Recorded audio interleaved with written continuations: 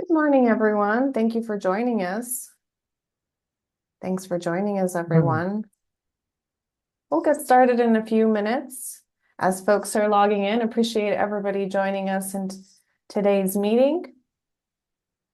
Thanks for joining us. I see folks are still logging in, and as they log in, I'll go ahead and talk a little bit about the format for today's session and what to expect, and also where this presentation will be posted as it is being recorded right now.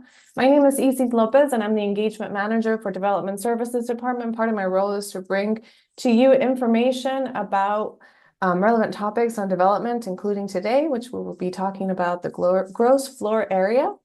All of our meetings are recorded and they are posted on our website on our public meetings page. I'll share a link to that in a bit. And I will say this meeting is also being recorded. We'll have a presentation. We have a few folks in the room here, a few subject matter experts. I'll let them introduce themselves in a bit. And we'll have a presentation by them. Lindy Garwood will be the one who'll be presenting first, in addition to Brent Lloyd, who will be introducing himself in a few minutes. And then we will have opportunities for questions and answers. I'll say that this presentation, while we hope to get to most of the questions, we might not have answers to all of them, or we might not have enough time. We have an hour allocated to this meeting. I hear a little bit of background noise. Let me see. Go ahead and mute folks for a tiny bit. All right. As I mentioned, we'll have a presentation followed by question and answer session. To ask questions, go ahead and use the Q&A function of Zoom. If you have trouble locating the Q&A function, go ahead and send me a chat and I'll help you troubleshoot that. And I heard a little bit of background noise. I don't know if y'all heard. That's why I started a little bit. All right. And then after the Q&A function helps us keep track of which questions have been answered and which ones have not been answered. As I mentioned, we have an hour allocated to this meeting. And with that, I'll go ahead and get us started with Brent. Brent. Sorry, Brent, you're muted. Thank you, Isis. Am I audible? Can people hear me okay? Yes? Okay, cool. So I am Brent Lloyd, Development Officer with DSD's Regulatory Policy and Administration Division. And I'm here this morning primarily to support Lindy Garwood, who is the department's principal planner. And she is going to present critical guidance on all things related to the calculation of gross floor area.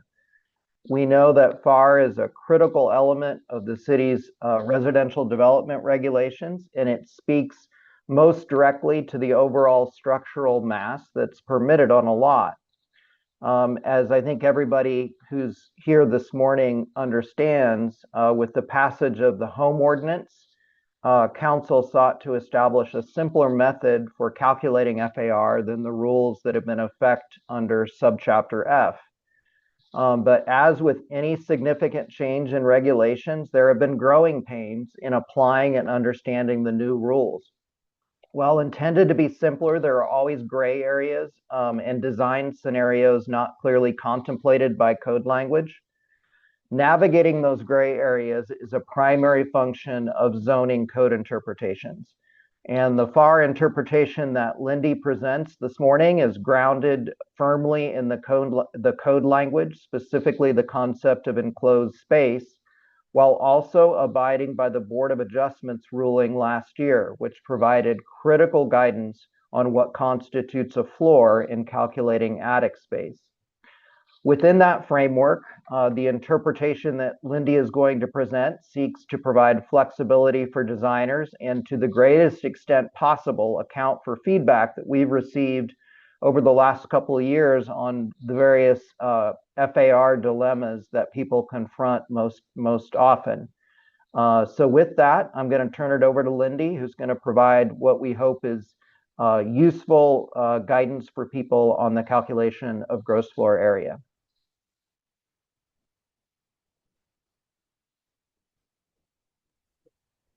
Thank you so much, Brent. Good morning, everyone. As Brent said, my name is Lindy Garwood, and I'm a principal planner here at Austin Development Services. We're going to discuss gross floor area today, and we'll go ahead and just jump right in.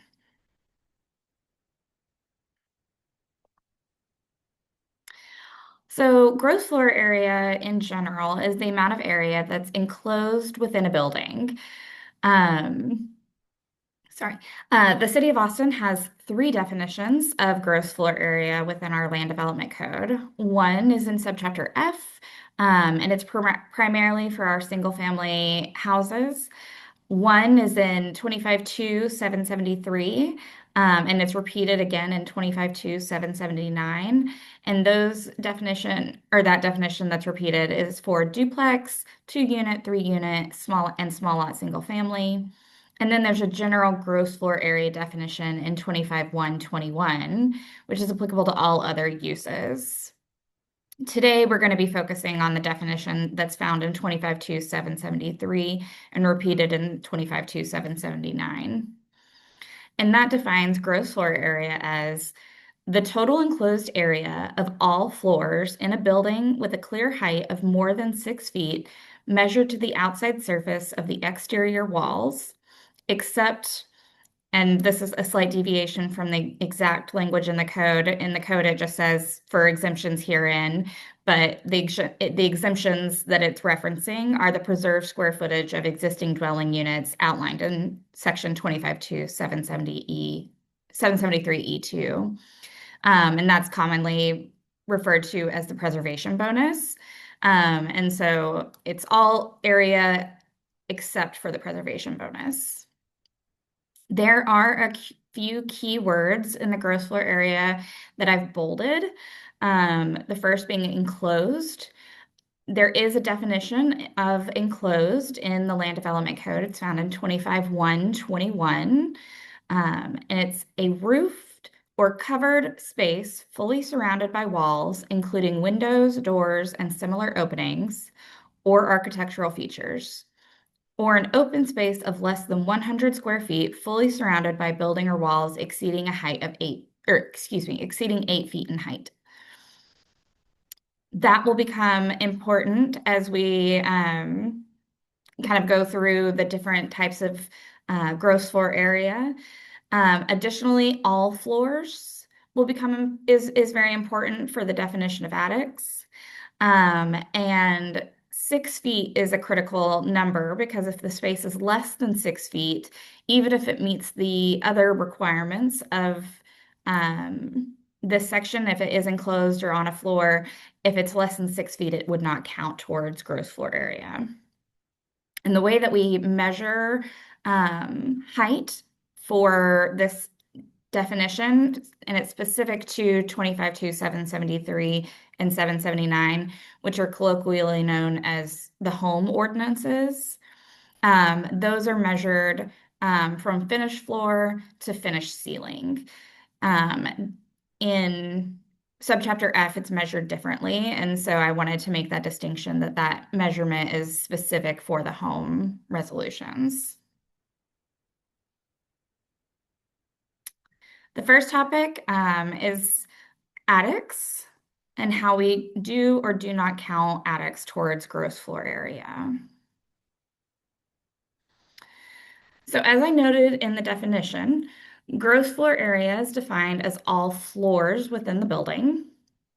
An attic is not considered a floor of a building if the attic is surrounded by roof assembly and is not accessible at all or is only accessible from a pull-down stair or wall hatch. So if something is surrounded by a roof assembly, that means that the ceiling joists and the rafters rest on the same top plate. There isn't a vertical element between the top plate that the ceiling joists sit on and the top plate that the rafters sit on. They're the same top plate. And I'll have an example of that in this next slide. So as you can see, can y'all see my mouse? Can someone from the city confirm? I can't see. We do not see your mouse, so I think you would have to describe it. Let me get the laser pointer. Can you see the laser pointer? Yes, ma'am.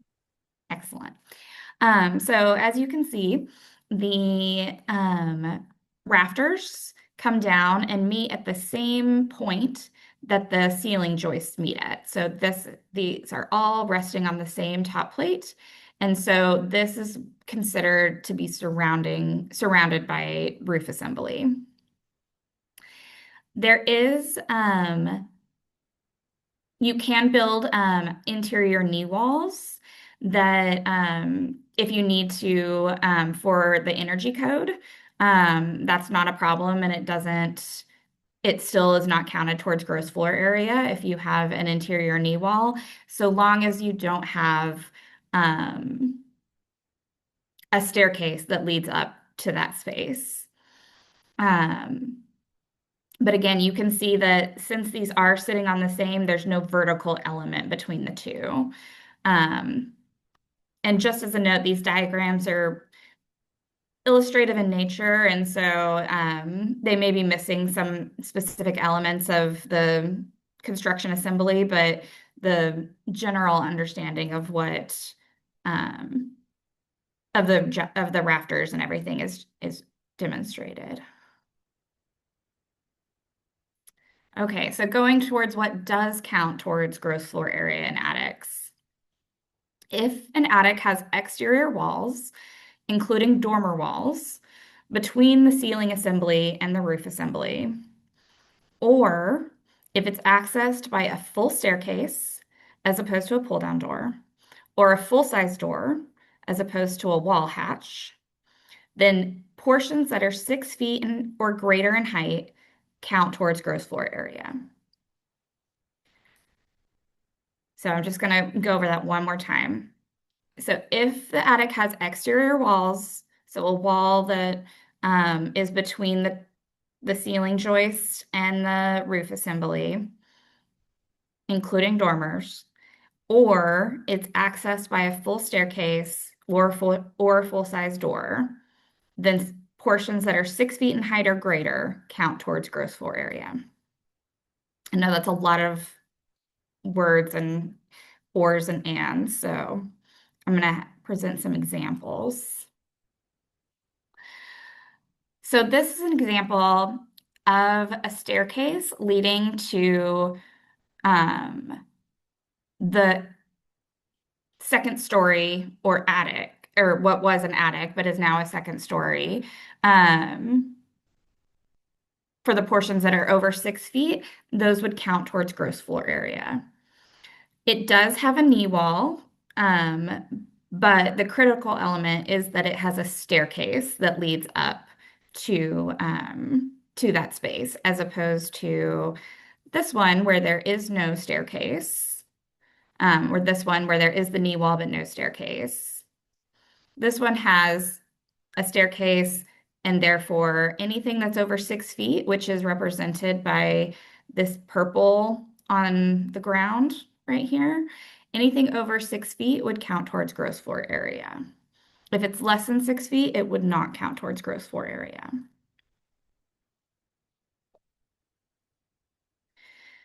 This is an example of an attic with multiple rooms. So in the image on the left, this image, the space right here counts towards gross floor area because it's accessed by the staircase right here. And then in the image on the right, this space that's within the box is also counts towards gross floor area because that room is accessed by a full door. So anything over 6 feet in height would count towards gross floor area in both of those scenarios. Additionally, in the middle, this is a dormer that has vertical walls that are above 6 feet. So the space that dormer creates, since it's over 6 feet, also counts towards gross floor area. If the dormer was less than 6 feet in height, it would not count towards gross floor area. This one, this is another attic with multiple rooms, but they count a little bit differently than the previous slide. In the previous slide, the left image counted because was accessed by a staircase, and that's still the case here. And the middle image demonstrates a dormer over 6 feet that also would count towards gross floor area. The image on the right, however, demonstrates space that does not count towards gross floor area. This space is only accessible from this hatch that's in the box on both sides or on both the left and right images. And that hatch, since it is not a full-size door, would means that the portion on the other side does not count towards gross floor area. It's considered attic and is not a floor, and because it's only accessed by this hatch, and the roof assembly again encloses this space.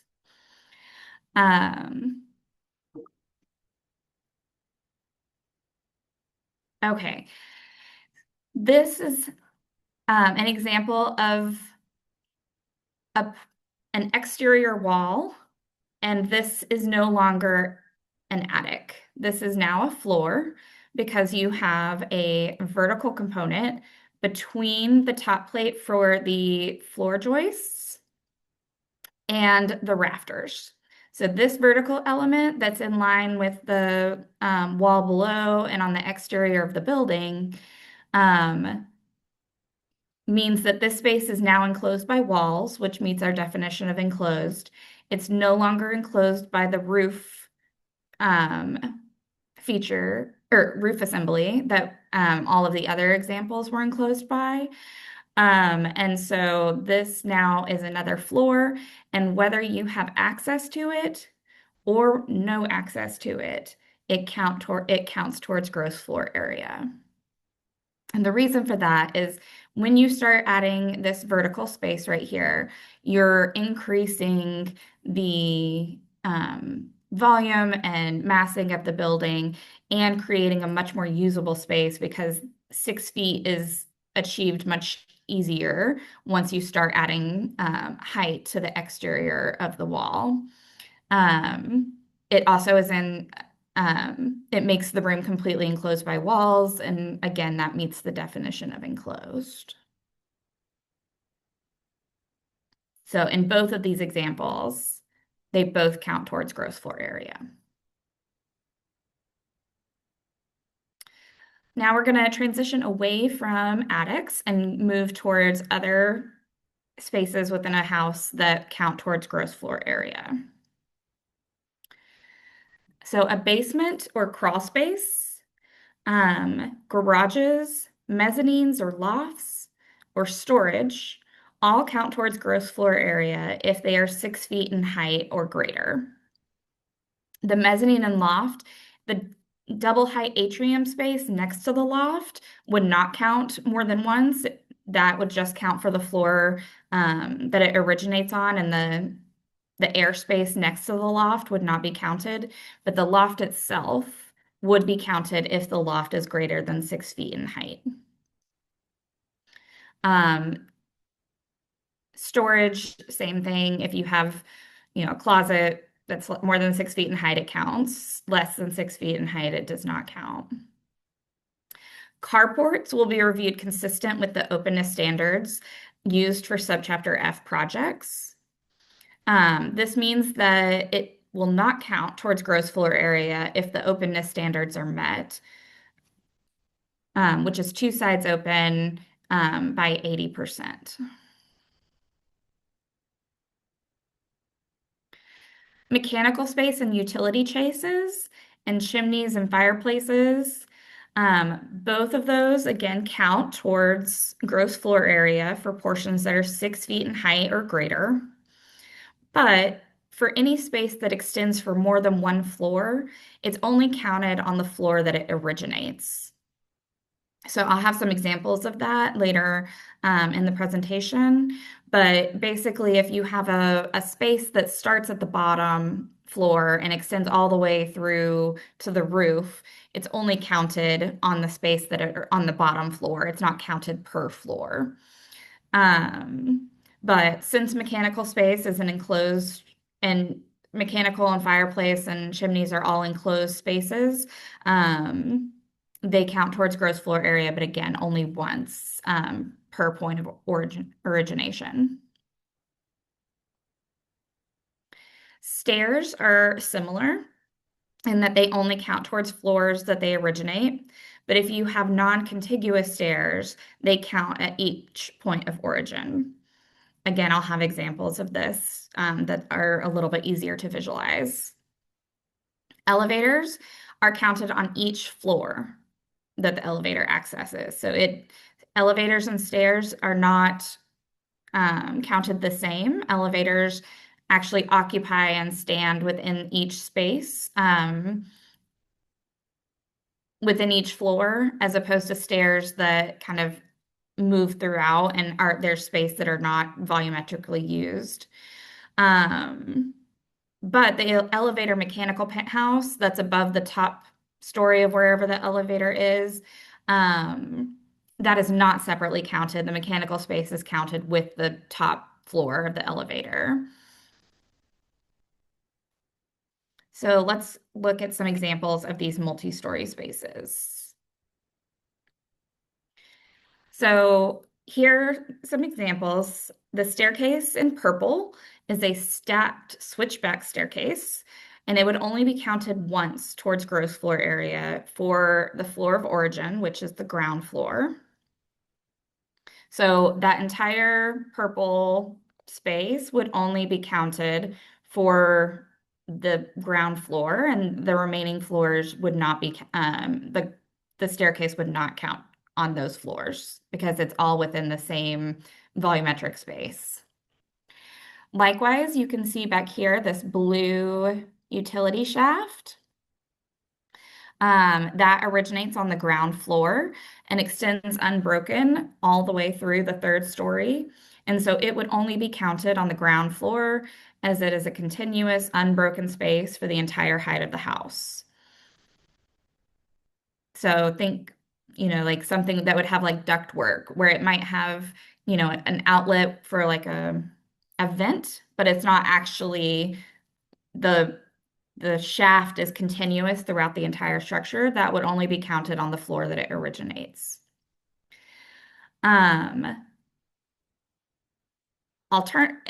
As opposed to that are the yellow and green storage closets. Those would each be counted separately because they are individually accessible spaces. It's not a continuous shaft through the entire structure. It's two completely accessible and occupiable space on each floor. So they would be counted on each of the floors.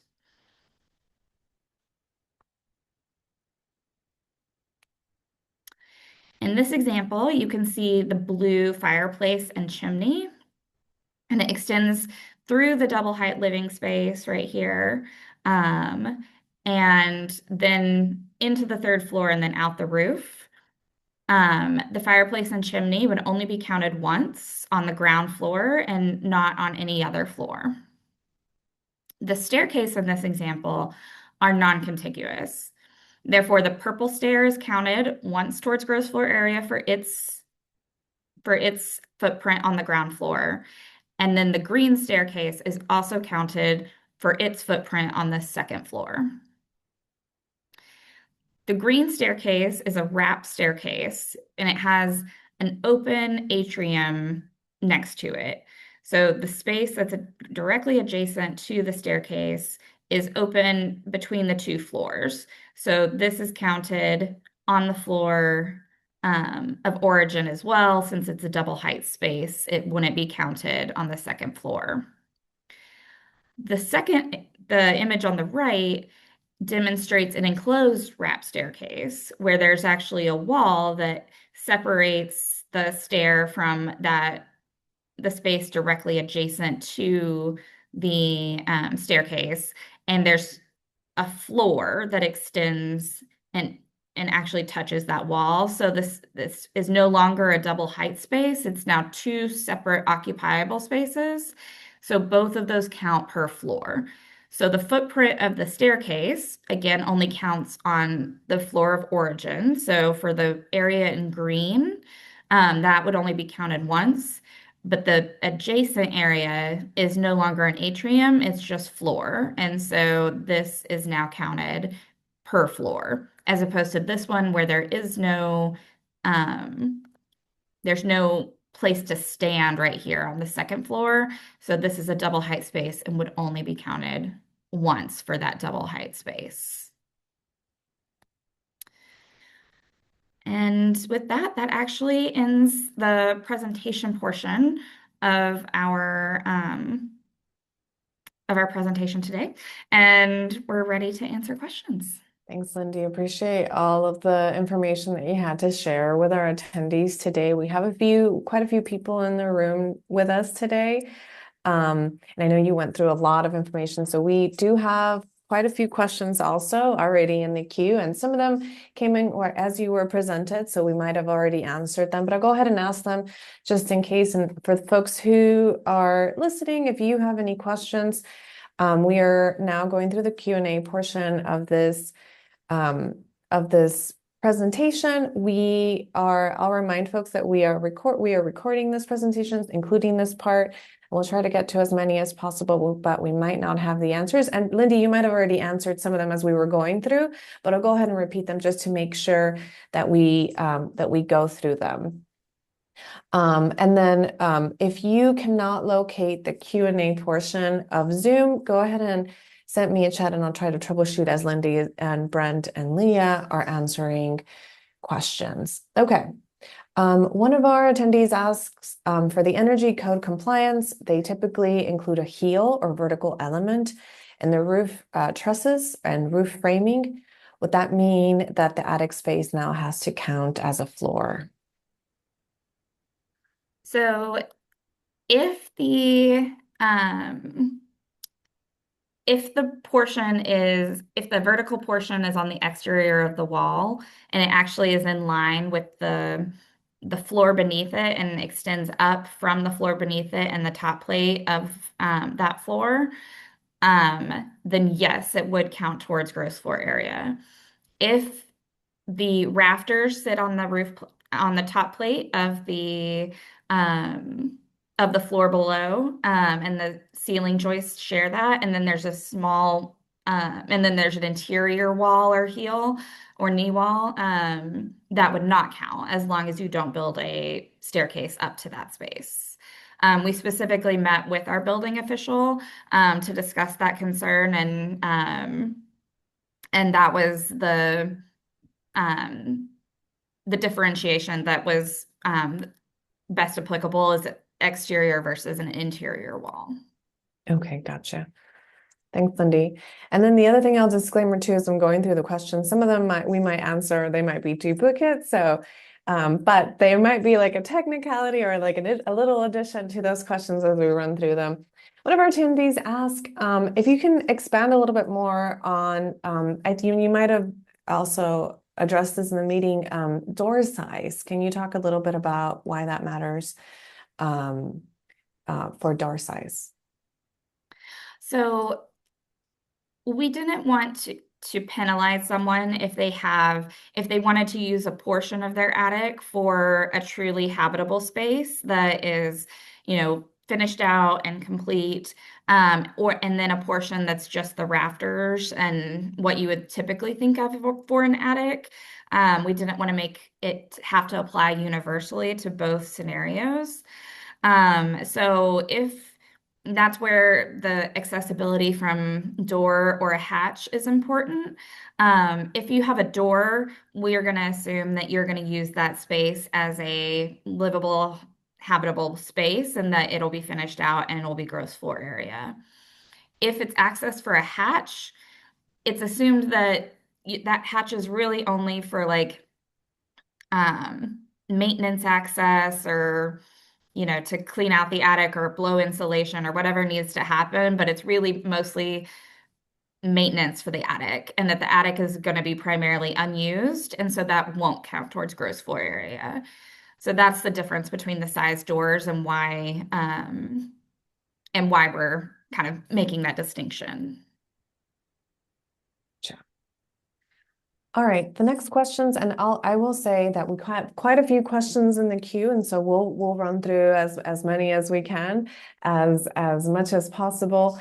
So for the folks who have a question, if you can please put them in the Q&A portion, we'll go through them as much as we can as we go through this meeting. We still have some time. Okay, so one of the next question that we have is one of our participants, and this one again was done kind of in the beginning of the presentation, so you might have answered it as well.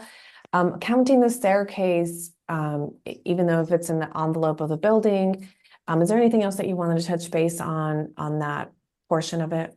Yes, so we only are counting the staircase on the floor that it originates, and that's to capture the volume that the staircase takes up, because a staircase is something that it meets the definition of enclosed space. In subchapter F, staircases are counted per floor. So the footprint of the staircase is counted on each floor. Home is a separate application since they have different gross floor area definitions. And so in home, you only count the ground floor, the place of origination for the staircase instead of per floor. And that ground floor kind of captures the volume, the gross floor area for the whole volume. But it is important to capture that because stairs do increase the massing of a structure, and that's really what FAR is trying to capture. Gotcha. The next question we have is from Tracy. Thanks for asking this question. So she's asking, if there's a full-size door to an attic space that doesn't have a floor, for example, where mechanical equipment is, would that count as well? Yes. If there's a full-size door to any space, it counts towards gross floor area. Mechanical space counts towards gross floor area, whether it's in the attic or in the ground floor or in the basement. And so if you have a full-size door that leads to mechanical space, it would count either way because mechanical space counts. Okay, so what if part of the attic has a wall like that? And I'm not sure exactly what, this was also at 11:20, so it could have been for a specific image. But what if an attic has a wall, but most of it doesn't?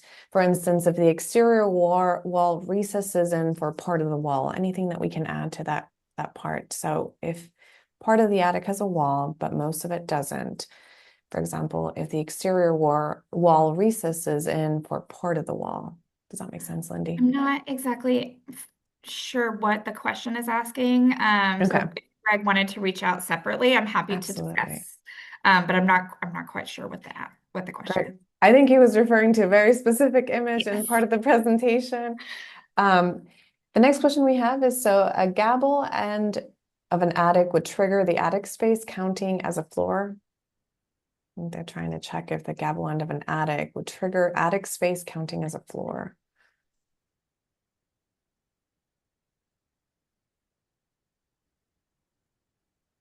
It would not in certain, it kind of depends on the situation, as to what the volume of that space looks like. If it's, you know, and again, if it doesn't have a staircase and the rafters sat on the same top plate and the gable just kind of capped the ends, but there was no access to it, and there wasn't any exterior walls other than those gable walls, it probably wouldn't count, but that would be on a more case-by-case basis.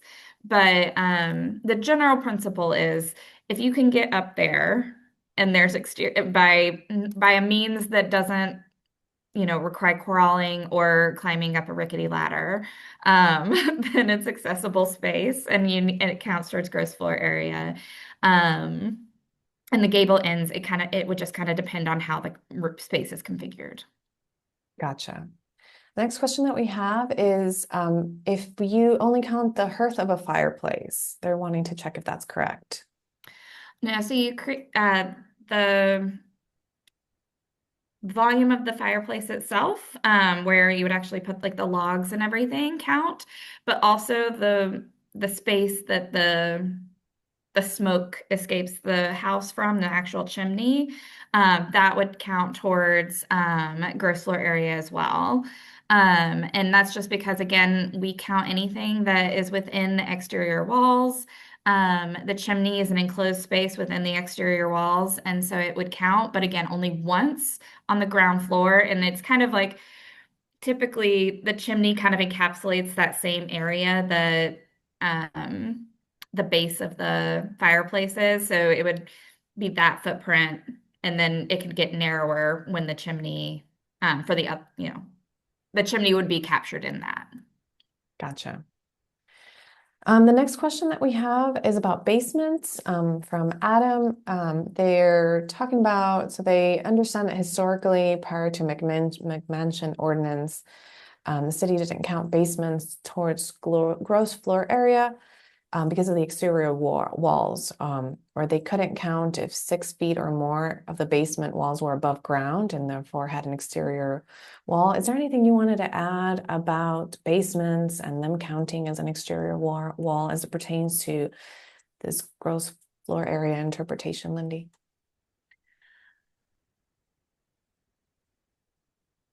I do, I have some initial thoughts on it, but I will say that we have not given quite as much focus on the basement as opposed to the attic.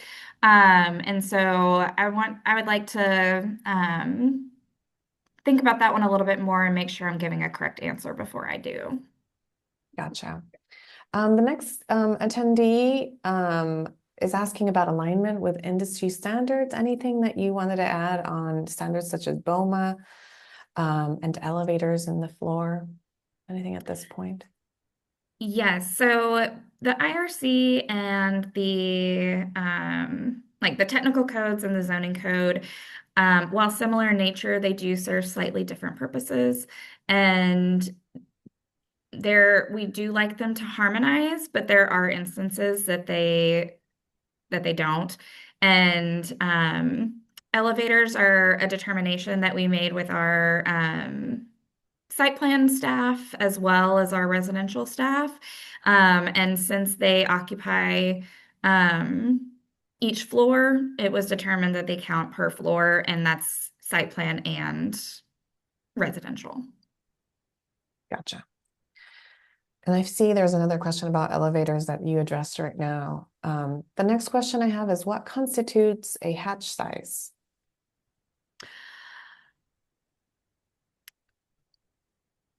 I don't think we have a specific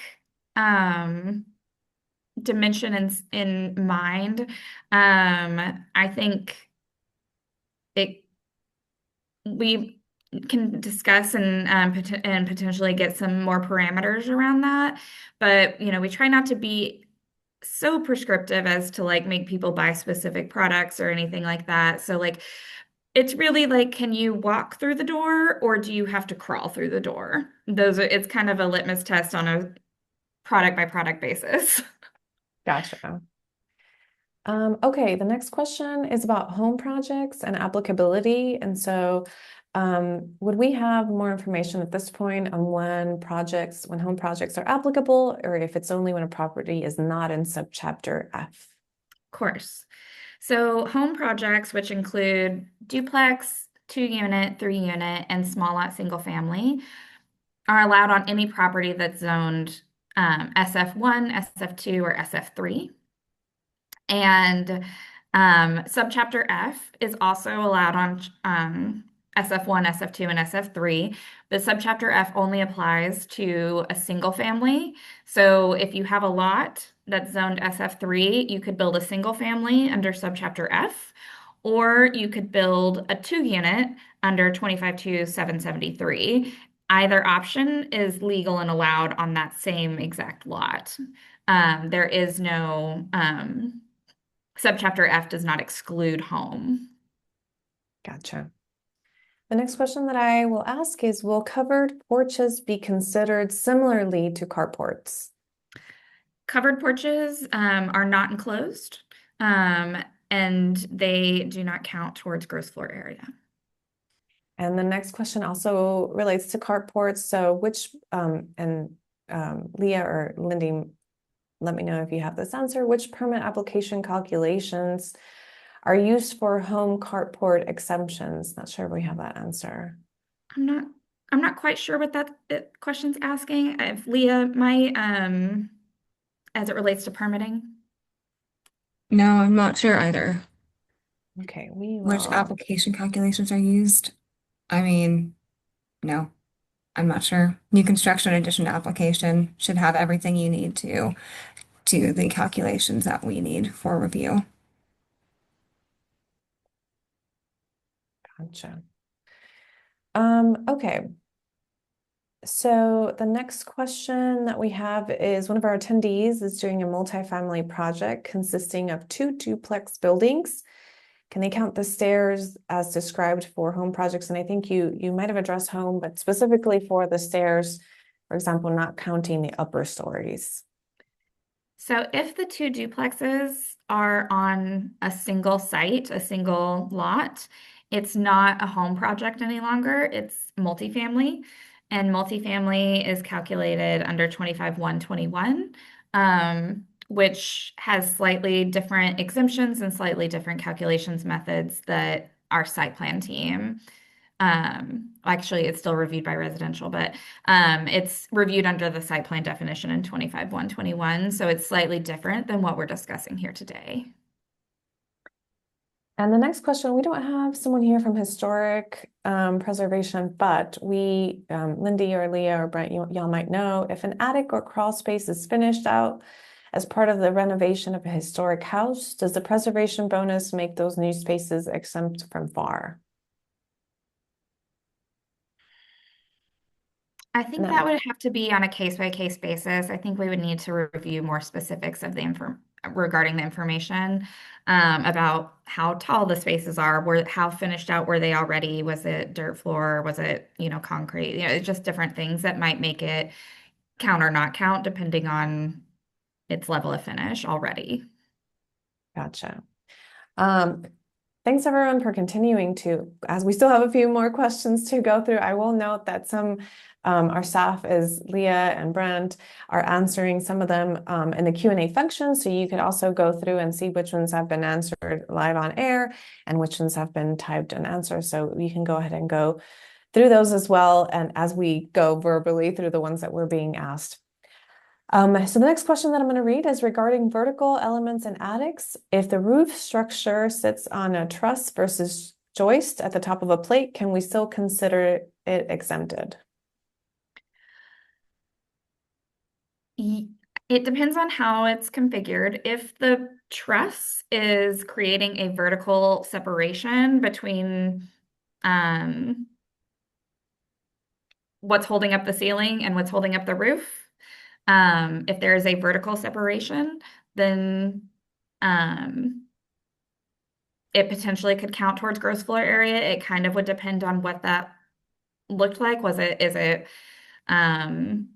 But anytime there's a vertical space, it's more likely to count towards gross floor area, but I would need to kind of look at the specifics of how it's configured. Gotcha. The next question that we have is from Travis on exterior roof decks. Thinking about the enclosure principle, if a deck space is partially or completely roofed but has open wall area, will that area contribute to the gross floor area? And is there a minimum openness threshold similar to carports? This one, it kind of would depend on, again, how the space is designed.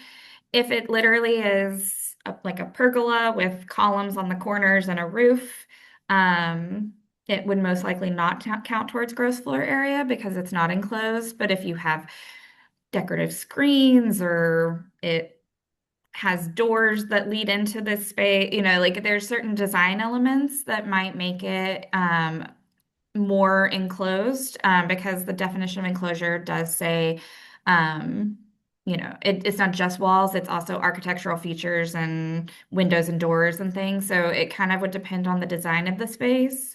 But there is a chance that it would not count towards gross floor area. It just would depend on how the designer chose to lay that space out. Gotcha. Thanks, Lindy. So the next participant, Felicia. Hey, Felicia. We Hi. have a asking, so the diagrams that are noting the area within the walls and how they count, they're asking if the calculation is to the inside of the wall. No, it's to the exterior of the wall. That's in the definition of gross floor area. Gotcha. So anything if it's a brick house, anything from the exterior of the brick all the way out or all the way in counts towards gross floor area. Gotcha. The next question, and I apologize if I mispronounce this word, if a house has a 4-foot tall stone Wainscot. around the exterior, is that counted with the building area?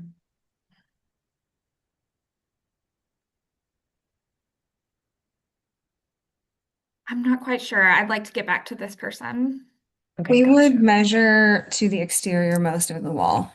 So Excellent. Thank yes, you. it would count. We always measure from the most exterior portion. Thank you, Leah. Next question that we have is, what if the attic has an operable window? I don't think we're taking operable windows into consideration as to whether it counts towards gross floor area. It really is the height of the space adjacent to the window. So if you have a window that, is a,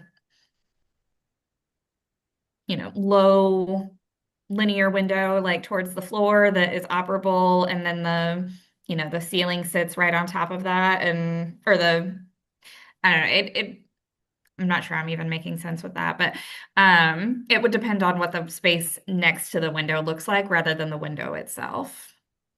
Gotcha. And staying on the topic of attics, what about the attic area where an HVAC is located? Can it be exempted to allow a door?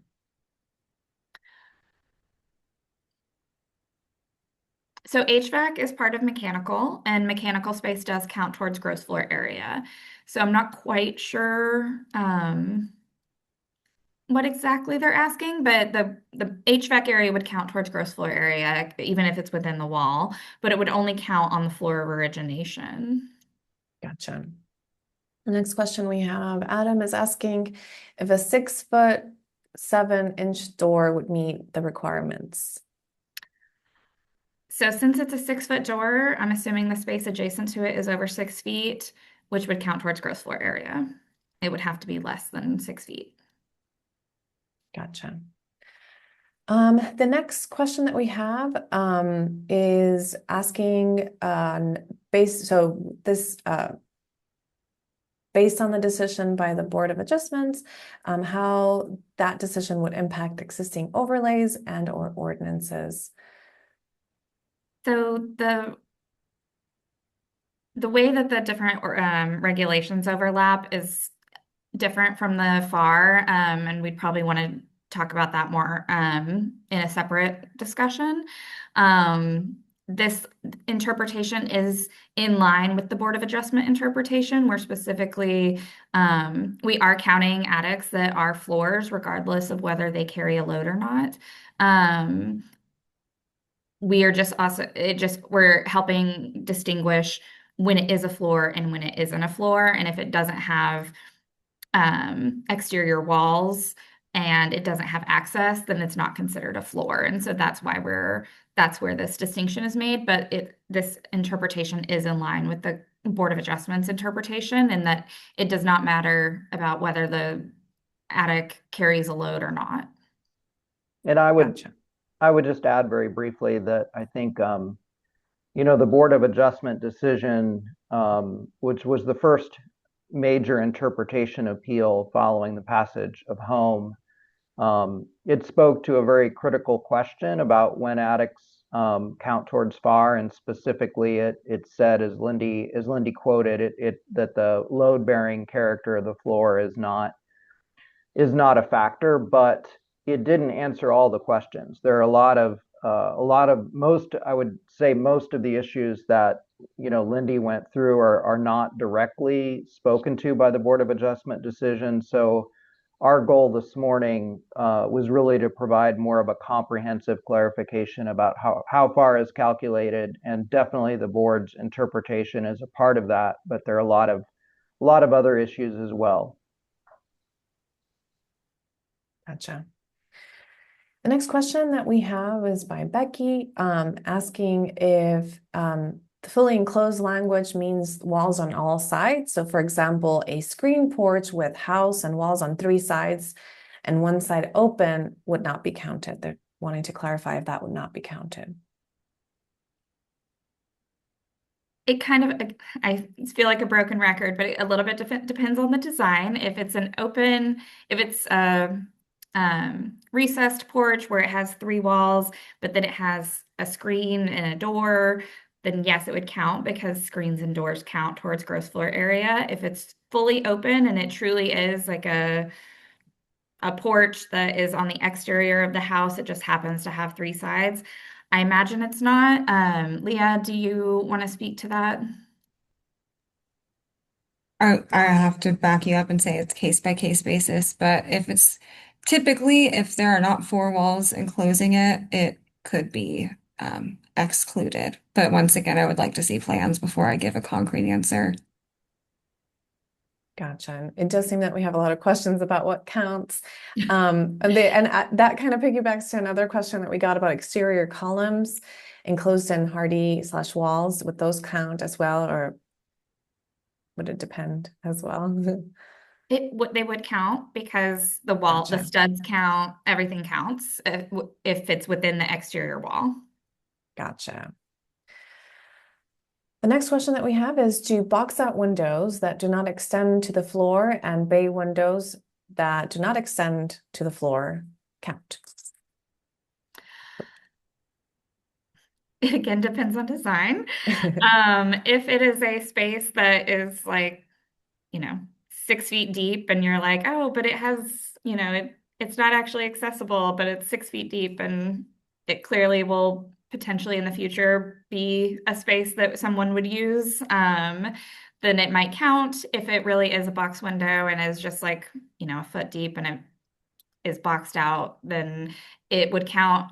Actually, I take that back.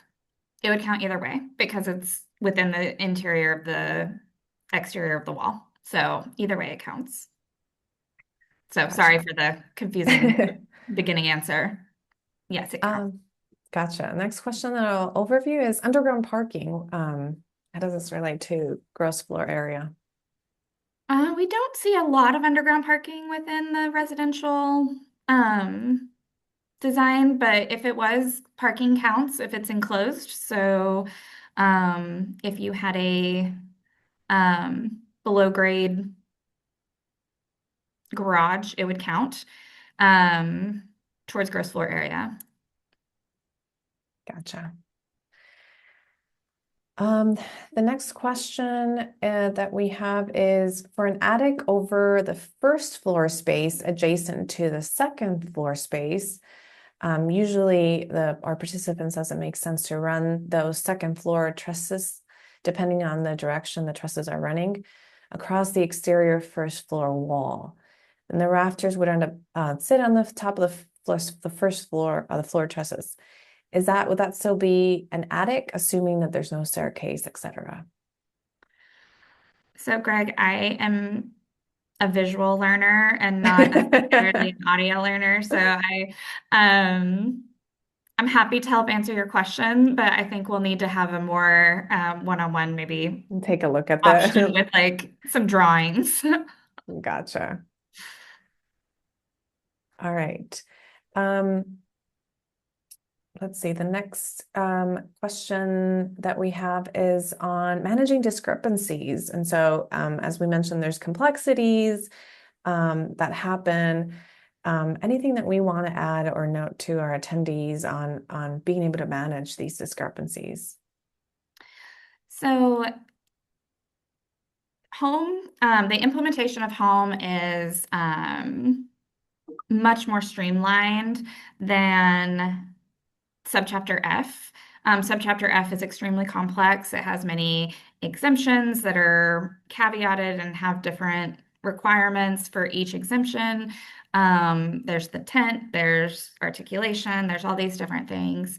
Home, on the other hand, is much more streamlined. And so we're already seeing improved consistency just because the regulations themselves are more streamlined. But that is the intent of, kind of creating this presentation as well as a code interpretation that will be coming out in the next few weeks, where we actually kind of put some of these diagrams in a document with additional language to kind of explain how to use it. And that's available to staff and the public on our code interpretation library. And we write those code interpretations to help not only the public to understand what some of these regulations mean, because the code is a complex document and some regulations are interpreted or seem intuitive in different ways. And so staff has created these code interpretations to try to create a uniform application so that our review staff can refer to these code interpretations and apply it in the same manner each time. And then the public can review these code interpretations and see how staff is going to review certain elements. So we are hoping that because we are hoping to really reduce any inconsistencies that are created by the development process. Gotcha. And I went ahead and put in the link to the code interpretation library. I want to make sure we have enough time for any closing thoughts.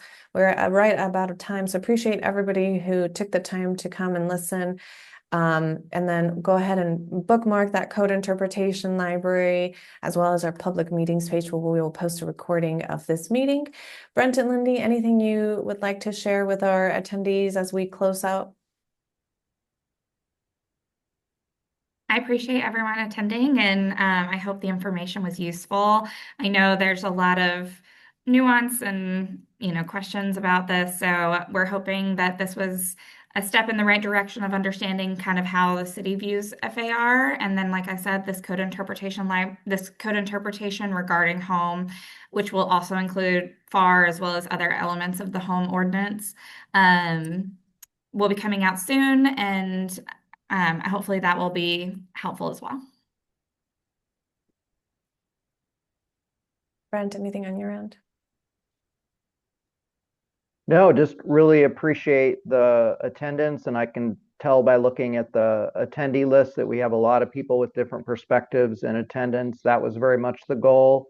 And as Lindy has mentioned, we're available to follow up if there are more specific questions or issues we weren't quite able to nail down. And we hope this information is well received and useful for people. And as Lindy said, it's our intention to document it in a more formal way, in a written code interpretation that should be forthcoming in the next few weeks. All right, y'all have a good rest of your day. Appreciate everybody's time and questions. Until next time.